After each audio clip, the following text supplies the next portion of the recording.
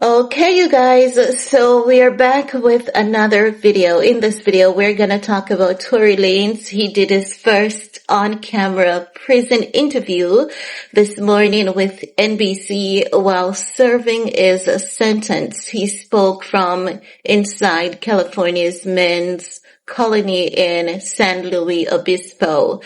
Tory Lanez is maintaining his innocence. He's making it clear he never pew-pewed anyone.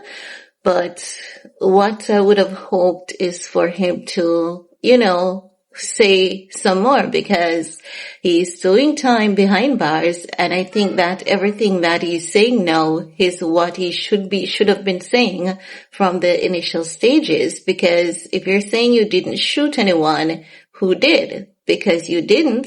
You were at the scene of the crime. So who did? And why is it that you did not take the stance from early out? Is it that you have been cultured into the belief that when you speak your truth, you're ratting out someone? Because if he believed that he was ratting out someone, the only one who is now doing time behind bars is him, Tory Lanez. And he's the only one that is being held accountable at this point in time.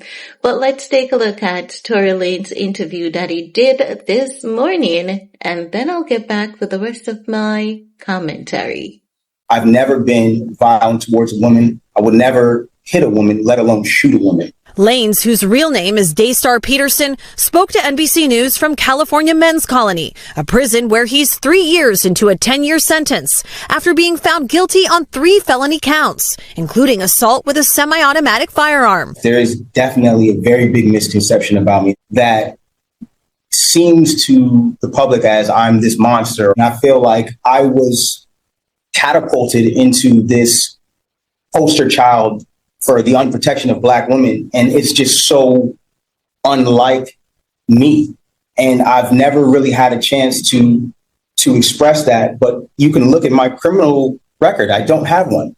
I never had one. And I feel like, that connotation that I would do anything of this monstrous proportion is completely incorrect and it's wrong. Lanez declined to testify during his 2022 trial. Do you regret not taking the stand?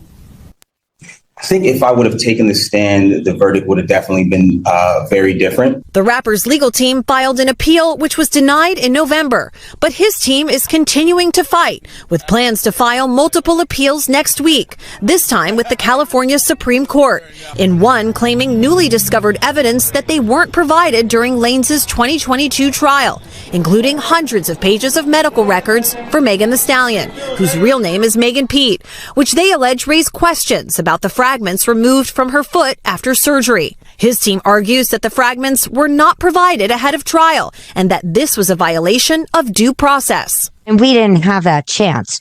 Or perhaps we could have questioned the doctors differently when they were on stand to impeach them, because it does look suspicious. But in the appeal denied in November, the court did address the fragments, ruling that the surgeon's testimony was, quote, more than sufficient to prove great bodily injury on Pete.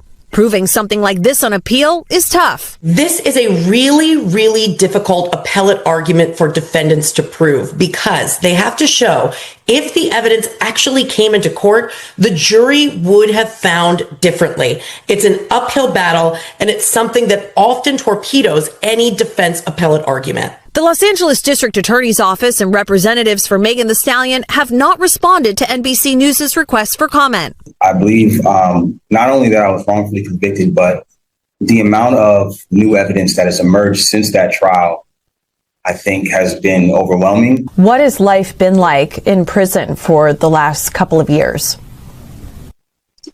Truthfully, I've done my best to keep my head above water, but mentally, I've gone through trauma that I sometimes even struggle with, because I never imagined myself dealing with things that I would have to deal with. I've been stabbed 17 times. I almost lost my life. If you could say something to Megantheestallion today, what would it be?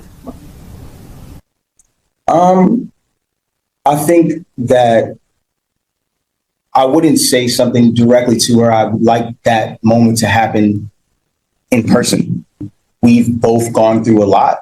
There's this connotation that like I share this hatred for her, but I don't.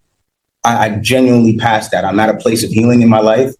I'm at a place of taking accountability for the things that I did wrong. And when I talk about my case, I don't want it to be taken as me coming at her, because it's not that. I'm just asking for somebody in the system to look at my case and look at the evidence and ask if this was fair.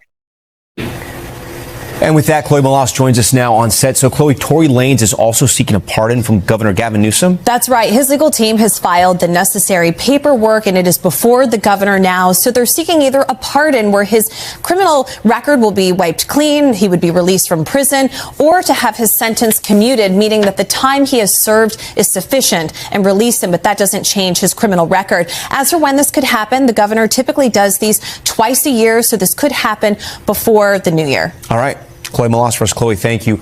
We thank you for watching. And remember, stay updated on breaking news and top stories on the NBC News app or watch live on our YouTube channel.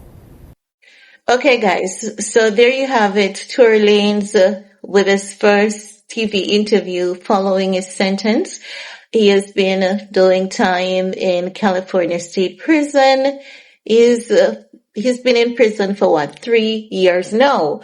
Now, Tory Lanez's attorney, they're currently preparing to file a fresh appeal with the California Supreme Court, arguing that key forensic evidence, specifically bullet fragments allegedly removed from Megan's foot, was never turned over to the defense. The claims are centered on a Brady violation, a legal standard requiring prosecutors to disclose all potentially exculpatory evidence to the defense. No, this is going to be interesting to see how this appeal turns out, because Tory Lanez is maintaining his innocence, but the thing is, at what point in time Tory Lanez is going to say more about who did this actual shooting, because he's saying he didn't. And I believe that now that the reality is really setting in for Tory Lanez, is realizing that, okay, so far, 3 years behind bars, he had to come to the reality that he will be fighting for his life behind bars. He was stabbed 17 times. And, even that attack, seems very suspicious. Some critics says that it is from a dispute that was created between him and other groups, during his time behind bars. It's not anything that is coming from the outside world. It is something that stemmed from the moment that he was incarcerated. Don't know how factual that is, but it's going to be very interesting to see how this, fresh appeal with the California Supreme Court works out for Tory Lanez. Now, another thing is that whenever Tory Lanez speaks out, even if he does so from a legal perspective or whether he does so well within his rights, Megantheestallion always comes out to take some kind of action against him. Are we going to see such behavior coming from Megantheestallion? I guess only time will tell if we'll see such behavior coming from Meg. But guys, that's all I have to share in this video with you all. Let me know what's your take, and while you're at it, do all you need to on this video to support your girl. Peace.